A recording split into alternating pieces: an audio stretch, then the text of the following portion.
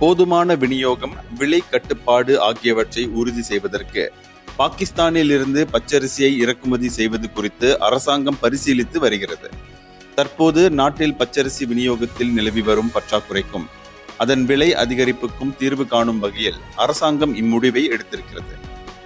இதன் தொடர்பில் ஒரு தீர்மானத்தை தேசிய வாழ்க்கை செலவின மன்ற நடவடிக்கை பணிக்குழு தலைவர் டத்தோ ஷேட் அபு உசேன் அஃபீஸ் ஷேட் அப்துல் ஃபசால் பெர்னாஸ் எனப்படும் பாடி பராஸ் நேஷனல் பெர்ஹாட்டிடம் சமர்ப்பித்திருக்கிறார். தம்முடைய இந்த பரிந்துரைக்கு பிரதமர் டத்தோஸ்ரீ அன்வார் இப்ராஹிம் ஒப்புதல் தெரிவித்திருக்கிறார். இருப்பினும் இது தொடர்பில் இன்னும் முடிவெடுக்கப்படவில்லை என்று அவர் கூறினார்.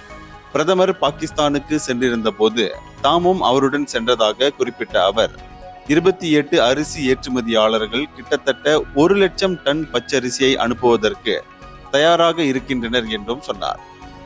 கடந்த அக்டோபர் 3ஆம் தேதி அன்வார் பாகிஸ்தானுக்கு அதிகாரப்பூர்வ பயணம் மேற்கொண்டார்.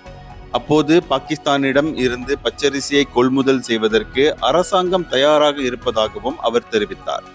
இருப்பினும் விலை விவகாரத்தில் ஒரு மதிப்பீடு அவசியம் என்பதையும் அவர் சுட்டிக்காட்டியிருந்தார்.